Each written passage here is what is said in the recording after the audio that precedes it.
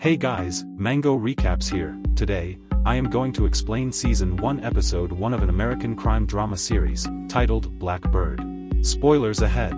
Watch out and please take care.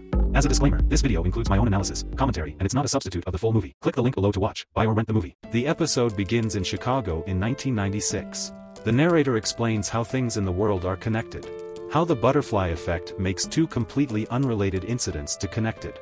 Jimmy's life is about to change forever from the incident with a girl on a bike. Let's dive into the story. The group of boys is watching Jimmy's gameplay during his high school days. He packs his bag and leaves from there to make a deal with Rog.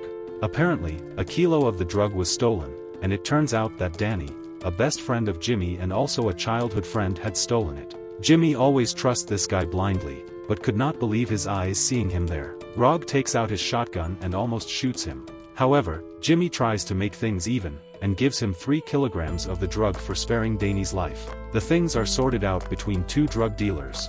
After the busy night, Jimmy wakes up early in the morning and makes a smoothie. He is still clueless that FBI agents are on his door waiting for the right moment to arrest him. Shortly, FBI agents stormed inside and arrest him. With the tons of drugs, cash, and weapons as evidence, he is set to go to prison for a long.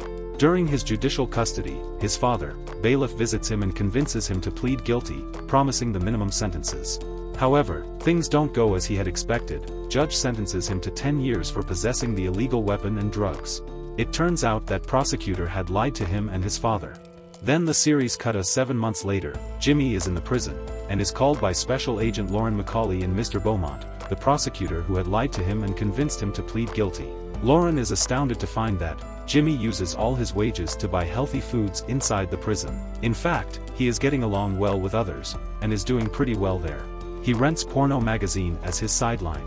Before she throws up the real purpose of the visits, she shows him all his illegal activities that might extend his prison stays, ultimately asking his help to befriend with inmates who is in Missouri prison. The point is, that the accused man had killed 12 girls, but they have been able to pin him only with 2 murders. All he needs to do is to help them find the dead body's location with the information from the accused inmate. She also promises his freedom, and if he becomes able to help them find the bodies. To do so, he will be transferred to maximum security prison in Missouri filled with dangerous criminals. With the offer on the table, the officers leave from there. Then the episode cut us back to 4 years earlier. A girl named Jessica Roach is found dead. When his detective Brian touches the face of the dead girl, it makes us clear that she is the same girl we had seen at the beginning of this episode. Jimmy is offered his freedom to find more dead bodies killed by the Jessica's killer. And this is how Jimmy is connected with her. Police ask the question to the guy and find that a white guy happens to be driving Dodge from there, and suspect he might be the killer.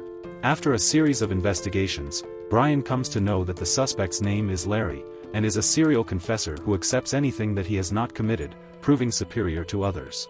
According to Chris Drydale, he is harmless, so the department has cleared all the charges. But Brian still is not sure and decides to meet up with Larry. He is ex-military and accepts doing both Civil War and Revolutionary Reenactment. Larry accepts being on Revolutionary Reenactment last summer in Illinois exactly the day before Jessica's disappearance. He tells them that he drove 82 Dodge and was driving around there looking for some parts for the car.